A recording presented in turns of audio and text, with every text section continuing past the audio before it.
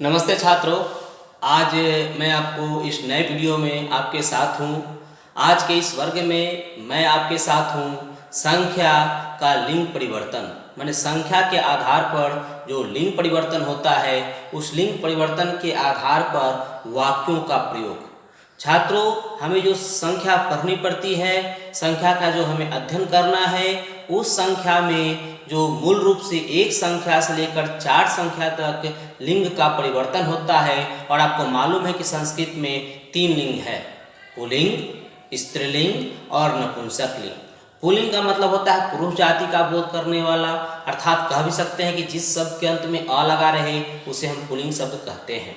जिस शब्द के अंत में आ लगा रहे उसे हम स्त्रीलिंग शब्द कहते हैं, और जिस शब्द के अंत में म हलंत लगा रहे उसे हम नपुंसक लिंग शब्द के कहते हैं, अकारांत शब्दों के आधार पर। तो कहते हैं यहाँ पर जब हम लोग पढ़ेंगे संख्या और संख्या के अनुसार लिंग का परिवर्तन, तो उस लिंग परिवर्तन में हम लोग देखेंगे कि किस तरह से संख्या लिंग परिवर्तन करता है। और आपको मालूम होना चाहिए कि संख्या जो होता है एक विशेषण के रूप में होता है, यानी वह जब भी आता है तो एक विशेष के लिए आता है, एक संज्ञा के लिए आता है। जैसे वह लड़का जो हम बोलते हैं तो वह जो है सर्वनामिक विशेषण होता है। उसी प्रकार यदि एक लड़का बोलेंगे तो एक जो है संख्यावाचक विशेषण होगा लड़का के लिए। तो ये हम लोग आगे के वाक्यों में देखेंगे और समझेंगे। अभी तो हम समझेंगे कि संख्या है तो संख्या 1, 2, 3, 4, 5, 6, 7, 8, 9, 10, 11, 12, इस तरह से संख्या हमारी संस्कृत में बढ़ता ही चला जाता है। उसके क्रम में लेकिन 1 से लेकर जो 4 संख्याएं हैं वो केवल लिंग परिवर्तन करती हैं। यहाँ पर आप देखेंगे छात्रों, मैंने लिखा है संख्या लिंग परिवर्तन एवं वाक्य प्रयोग। संख्या 1 से 4 तक लिंग परिवर्तन होता है। शेष संख्याओं का रूप सभी लिंगों में एक समान होता है, यानी आपको जो भी लिंग परिवर्तन होगा 1, 2, 3, तो आपको मालूम है कि एक संख्या वाला जो होता है एक वचन होता है, 2 संख्या वाला द्विवचन होता है, और 2 से अधिक संख्या वाला को बहुवचन बोलते हैं। यानी 2 से 3, 4, 5, 6, 7, 8, 9, 10 जो भी संख्या है वो सारी बहुवचन संख्या है। यानी बालक का बहुवचन बालकः का रूप चलेगा, लता का रूप लतः का रूप चलेगा, और फल का रूप फलानी का रूप चलेगा बहुवचन में, चाहे वो संख्या 3 हो, चाहे वो संख्या 4 हो, चाहे वो संख्या 5 हो। यानी 4 तक लिंग परिवर्तन होगा, लेकिन 5 के बाद कोई लिंग परिवर्तन हो ही नहीं सकता। यदि 5 का संस्कृत पंच होता है तो पुल्लिंग में भी पंच और देखेंगे यहाँ पर देखेंगे कि सभी लिंगों में एक समान होता है। संख्या मैंने लिखा है यहाँ पर 1, 2, 3, 4, 5, 6। मैंने यहाँ 5 और 6 को स्पेशली लिया है कि इसमें देखेंगे कि 5 का संस्कृत है पंच पंच पंच, मैंने कोई चेंज नहीं है। 6 का संस्कृत है षड षड षड। अब यहाँ से देखेंगे कि 1 का संस्कृत जो होता है पुल्लिंग में होता है एकः, स्त्रीलिंग में होता है एका, नपुंसक लिंग में होता है एकम। 2 का संस्कृत होता है द्वौ, द्वे, द्वे।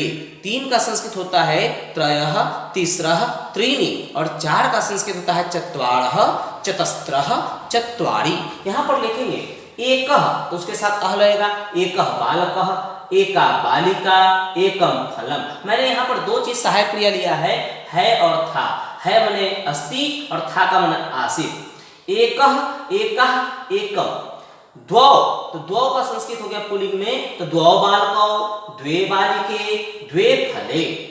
3 का संस्कृत होता है पुल्लिंग में त्रयः तो त्रयः बालकः, तिस्रः बालिकाः, त्रीणि फलानि। 4 तो चत्वारः बालकः, चतस्रः बालिकाः, चत्वारि फलानि। देखिए यहाँ पर एक मिस्टेक होता है कि चत्वारि फलानि होना चाहिए, मैंने यहाँ पे देखिए गलती कर दिया है, चत्वारि आनि, आह नहीं बल्कि आनि, चत्वारि फलानि, चत्वारि फलानि, चत्वारि फलानि। तो देखेंगे चत्वारः, चतस्रः, चत्वारि आनि यहाँ पे मैंने लिख दिया है। लेकिन जस्ट उसके नीचे जब आप आएंगे तो आप नीचे में देखेंगे कि पंच यानी 5 लड़का का संस्कृत होगा पंच बालकः, यानी यही आह लगेगा, पंच बालिकाः, अब पंच फलानि। षड बालकाः, षड बालिकाः, षड फलानि। यानी आपको 4 के बाद कोई लिंग परिवर्तन नहीं होगा। है का संस्कृत मैंने यहाँ पे लिख दिया है अस्ति, अस्त, संति, एक वचन, द्विवचन, बहुवचन, संति बहुवचन, संति बहुवचन, संति बहुवचन। 2 संख्या के बाद जितनी भी संख्या आएंगी सबके साथ संति का प्रयोग होगा। था का संस्कृत आसित आस्ताम आसन होता है, एक वचन द्विवचन बहुवचन में, और देखिए बहुवचन में आसन आसन आसन। अब यहाँ पर देखेंगे कुछ वाक्य प्रयोग। यहाँ पे लिखा हुआ एक छात्र है, तो छात्र तो पुल्लिंग शब्द है, तो छात्र जब पुल्लिंग है तो एक का संस्कृत हम लोग पुल्लिंग में देखेंगे, एक का संस्कृत पुल्लिंग में है एक और उसके साथ लगता है अ, तो हमने लिखा एकः, और छात्र में लगा दिया अह, छात्र, है का संस्कृत अस्ति, एकः छात्रः अस्ति। उसी प्रकार एक छात्रा है, तो एक छात्रा में स्त्रीलिंग, स्त्रीलिंग में देखिएगा एक का संस्कृत क्या है एका, तो हमने लिखा एका, और छात्रा का छात्रा, क्योंकि एका के साथ आ लगता है और उसके साथ फिर अस्ति, एका छात्रा अस्ति। फिर यहां पर देखिए एक फल है, तो फल होता है नपुंसकलिंग, तो एक का संस्कृत नपुंसकलिंग में एकम है, तो मैंने लिखा यहां पे एकम, फल का हो गया फलम, और है का संस्कृत हो गया अस्ति, एकम फलम अस्ति। अब देखिए एक यानी एकः छात्र, एका छात्रा एकम फलम, और है का संस्कृत अस्ति, और यदि यहीं पे था रहता तो यहाँ पर हम लिखते आसित आसित आसित। अब देखिए दो छात्र, तो दो का संस्कृत पुल्लिंग होता है द्वौ, तो मैंने लिख दिया यहाँ पे द्वौ, छात्र का मैंने लिखा छात्र। अब देखिए कि द्वौ के साथ कहता है यहाँ पे औ लगाने के लिए, तो हम छात्र में औ लगा दिए छात्र, है का संस्कृत दो में देखिए क्या है अस्तः, तो मैंने लिख दिया अस्तः, द्वौ छात्रा अस्तः। फिर दो छात्राएं हैं, तो दो का संस्कृत स्त्रीलिंग में द्वे, तो मैंने यहां पे लिखा द्वे, छात्र का छात्रा होना चाहिए, छात्रा मैंने लिखा, लेकिन यहां कहता है द्वे के साथ ए लगेगा, तो छात्रा में से आ समाप्त कर देंगे और उसमें लगा देंगे ए, तो बन जाएगा छात्रे, और है का संस्कृत हो गया अस्तः, द्वे छात्रे अस्तः। यहाँ पे ध्यान दीजिएगा छात्रा की जगह लोग छात्रे कर दिए क्योंकि द्वे के साथ ए लगता है। अब फिर दो फल, तो दो का संस्कृत फल में भी क्या होगा द्वे, नपुंसकलिंग में होगा द्वे द्वे। अब फल का फल लिखे, और फल में देखेंगे दो का संस्कृत में क्या लगता है ए, तो हो गया फले, है का संस्कृत अस्तः।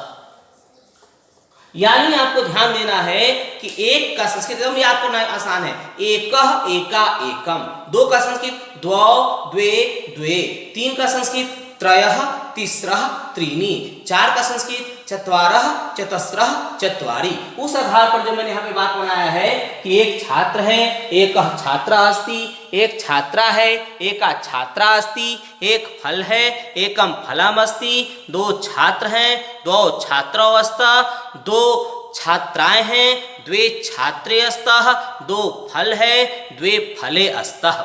इसी के आधार पर जो अन्य अनुवाद हैं उसको हम लोग ध्यान से देखेंगे। उसी के आधार पर आगे के जो अनुवाद हैं उन अनुवादों को हम देखेंगे कि चार छात्र, चार आ गया तो चार ऑलरेडी बहुवचन है, तो चार का संस्कृत अब देखिएगा चार छात्र चार, तो चत्वारः पुल्लिंग में क्या हो गया चत्वारः, चार का संस्कृत हमने लिख दिया चत्वारः, छात्र का लिख दिया छात्र, और देखिएगा आह लगा हुआ है, चार में आह लगा हुआ है तो हमने लगा दिया आह छात्रा, और बहुवचन में संति, तो चार छात्रा संति। उसी प्रकार चार छात्राएं हैं, तो अब आएगी चार, चार का स्त्रीलिंग लिखे चतस्र, तो हमने लिख दिया चतस्र, छात्रा का फिर मैंने लिख दिया छात्रा, है का संस्कृत फिर मैंने लिख दिया संति। फिर है चार फल, तो चार का संस्कृत नपुंसक में देखो चत्वारि, चत्वारि, फल का संस्कृत आनी, आनी लगेगा तो फल में लग जाएगा आनी, फलानी, है का संस्कृत संति। यहां देखिए पांच छात्र है, पांच छात्राएं हैं, पांच फल है, तो पांच का संस्कृत सभी जगह एक जैसा पंच पंच पंच, तो हमने लिख दिया यहां पे पंच पंच पंच। छात्र बहुवचन छात्रा छात्रा, अब फल का फलानी, सब में लगा देंगे संति, संति, संति, संति। देख लीजिए अब सीधे बन गया कि चत्वारः छात्राः सन्ति, चतस्रः छात्राः सन्ति, चत्वारि फलानि सन्ति, पंच छात्राः सन्ति, पंच छात्राः सन्ति और पंच फलानि सन्ति। इसी के आधार पर आपको इस पे 10-15 वाक्य बना लेने हैं ताकि आप लोग को इसमें कोई प्रकार की परेशानी नहीं हो। धन्यवाद।